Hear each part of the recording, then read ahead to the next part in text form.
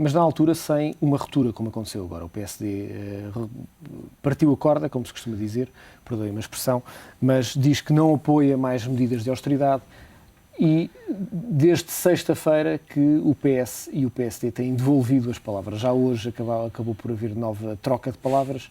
Primeiro Miguel Relvas, depois o porta-voz do PS, depois Pedro Passos Coelho. Acabou por ser um dia de troca de argumentos. Quinta-feira, o Presidente recebe Pedro Passos Coelho, depois reúne com José Sócrates.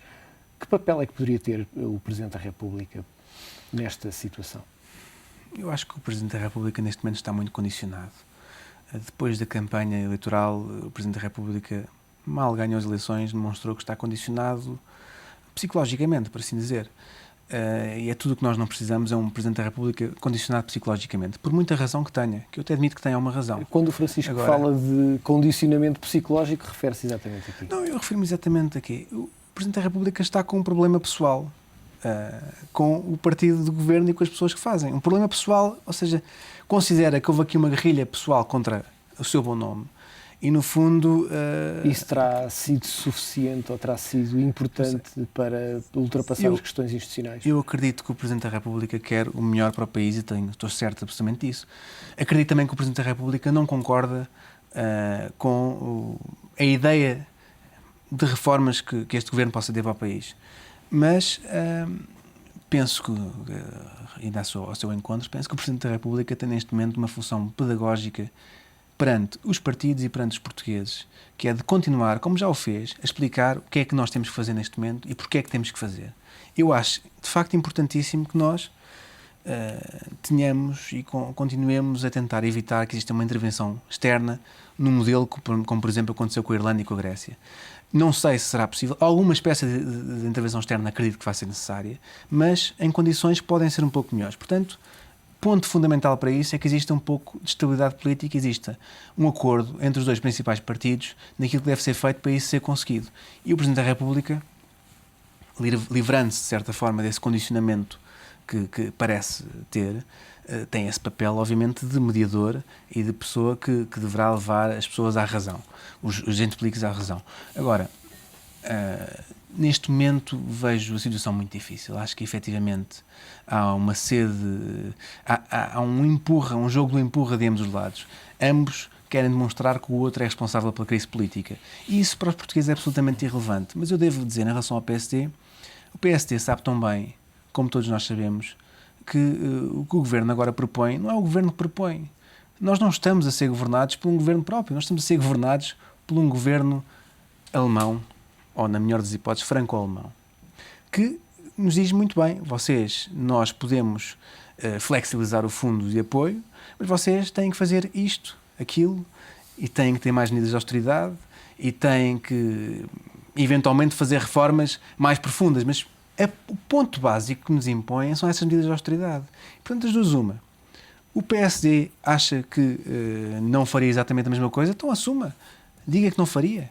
Diga o que é que faria, que eu acho que é importante o PSD e os portugueses saberem disso. Como é importante saberem o que é que o Governo pretende. Os portugueses têm que começar a perceber o que é que lhes é exigido, porque é que lhes é exigido estes sacrifícios. E eu tenho sérias dúvidas, acho que não foi. Nós não conseguimos perceber ainda, pelo menos as generalidades portuguesas não conseguem perceber, e eu acho que as forças políticas têm, de facto, fazer algum esforço nesse sentido, mais do que aquilo que têm feito neste fim de semana, que foi, de facto, muito triste. João Gadiga Esteves, uma outra questão que muitos portugueses não percebem é qual é a diferença entre uma intervenção que tenha uma chancela do FMI e estas revisões contínuas do PEC. Estamos a falar de novos cortes, falo, por exemplo, do caso das reformas que se vai prolongar e continuamos a não ver medidas de crescimento nestes planos de estabilidade e crescimento, onde falta sempre o crescimento. Eu julgo que aqui também há uma questão, de facto, pessoal e, neste momento, enfim, a palavra FMI, Fundo Monetário Internacional, tem uma conotação negativa e penso que este Governo tem tentado fazer um milagre que é ter cá o Fundo Monetário Internacional, mas poder afirmar que não está. Isto é, na prática, ter um modelo, ter as medidas suportadas e idênticas àquilo que seria o Fundo Monetário Internacional, mas, enfim, se calhar as entidades... Sem o peso político correspondente. Exatamente, e portanto eu penso que neste momento, e isso o Sr. Primeiro-Ministro de facto tem uma capacidade extraordinária, que é, na prática, estar cá o Fundo Monetário Internacional, mas poder, para o exterior, afirmar, nomeadamente exterior, internamente, afirmar que não está. Porque, de facto, diz-se ajuda externa. Ora bem, como tem sido dito e redito, a ajuda externa já cá está há muitos meses. Veja-se, que era o caso do Banco Central Europeu, através do apoio praticamente à banca, uma vez que o mercado interbancário continua fechado. E a compra de dívida também. E a compra da dívida, portanto, ajuda externa há, como é ajuda externa a utilização do próprio Fundo de Estabilidade Financeira Europeia num modelo eventualmente diferente. Obviamente continua a ser ajuda externa. Ora, e essa questão, eu estou muito de acordo que, infelizmente, ainda não se consegue falar a verdade aos portugueses. E a primeira coisa que eu acho que era pedagógico era dizer porque é que nós todas as semanas precisamos de empréstimos de montantes completamente absurdos. Semana após semana.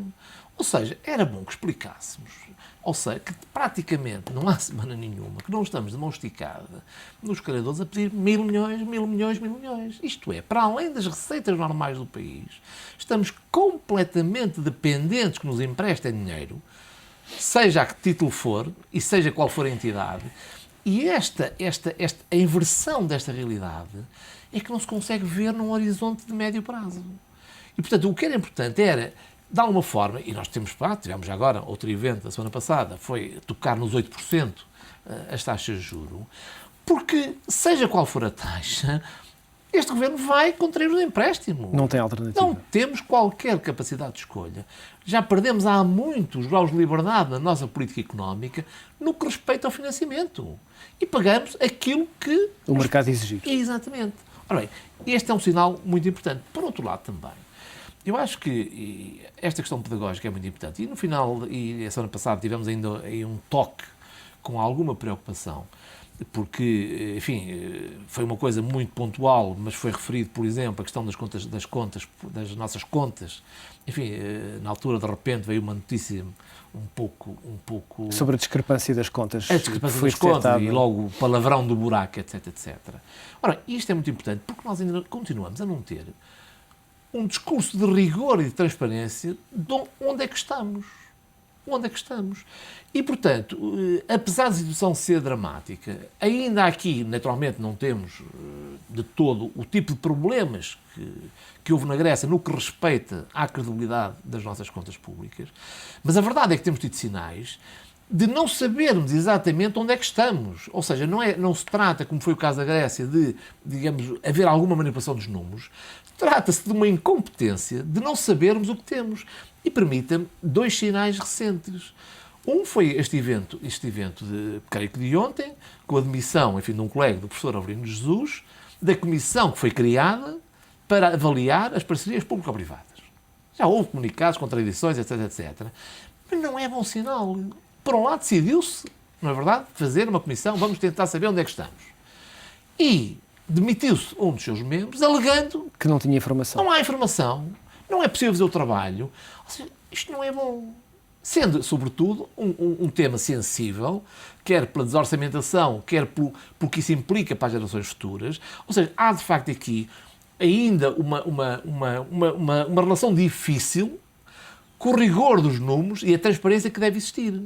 E se me permite, enquadrado com isto, eu tenho aqui precisamente o último parecer da Conta Geral do Estado, feito pelo Tribunal de Contas, que é 2009, que foi entregue no Parlamento, e sem querer abusar, permita-me só ler aqui 2 ou 3 parágrafos, que diz o seguinte: em 2009, 12 anos após a sua aprovação, o Plano Oficial de Contabilidade Pública continuou a não ser aplicado pela generalidade dos Serviços Integrados do Estado. 12 anos depois, Tribunal de Contas. Depois, melhor ainda, não é possível confirmar o valor da receita inscrito na Conta Geral do Estado de 2009 como sendo o da receita efetivamente obtida nesse ano. Ou seja, vivemos completamente às escuras. Tribunal de Contas. Já agora, sem querer amassar mais. A despesa fiscal continua a não ser integralmente quantificada e discriminada devido à limitação das fontes e dos sistemas de informação. Essa informação não passa. Nem sequer para o Tribunal de Contas. Portanto, a pergunta é, o que é que os agentes políticos fazem? Porque isto foi entregue ao Parlamento. Ou seja, o que é que nós dizemos como país, como mecanismos de gestão? Ou seja, as contas públicas não resistem à mínima auditoria de qualquer técnico e muito menos do Tribunal de Contas. Portanto, ou seja, é tudo isto somado, na verdade, que nós precisávamos de dar mensagens contínuas, de que estamos a trabalhar, estamos a olhar para os números com rigor, temos informação que é correta, que é fidedigna, e em particular, exatamente, esta questão. E já agora, se me permite, enfim, com toda esta confusão, que foi muitíssimo bem descrita, por exemplo, quando houve o acordo, enfim, o terceiro PEC, se quisermos, do Orçamento de Estado, entre o PSD e o PS, uma das exigências foi esta da Comissão da Avaliação das Parcerias Público-Privadas. Passam-se os meses e verificamos que, pelo menos, enfim, agora a notícia que veio foi esta, que não é boa, que é uma demissão. Isto é realmente difícil arranjar aqui pontos de encontro, de credibilidade mútua, para discutir estes temas que, de facto, devem ser discutidos. Lembra-se, por exemplo, que quando foi esse acordo, houve, enfim, notícias atrás, porque era preciso encontrar, se não me engano, 600 milhões. Lembra-se que houve aquele corte imposto pelo PSD. E onde é que é? Vai ser difícil, não é impossível cortar mais 600 milhões. Enfim, como agora vimos neste PEC 4, afinal era possível. Há sítios, né? Há muitos sítios onde ir buscar. Mas fez toda uma pompa e circunstância na altura de algo que era completamente ridículo. Que era onde é que vamos agora encontrar lá poupança de 600 milhões. Professor, nós temos 2 minutos, ainda queria ouvir o Francisco, mas há uma última pergunta e pedia-lhe se fosse possível uma resposta rápida, que eu não consigo perceber, e penso que a maior parte das pessoas não consegue perceber. Porquê é que se avança com um objetivo de 2% quando podíamos ter um objetivo de 3%? E isso é vendido aos portugueses como sendo uma folga para futuras situações que poderão vir a acontecer, quando se sabe à partida que já não estamos sequer em capacidade de cumprir aqueles valores que foram prometidos?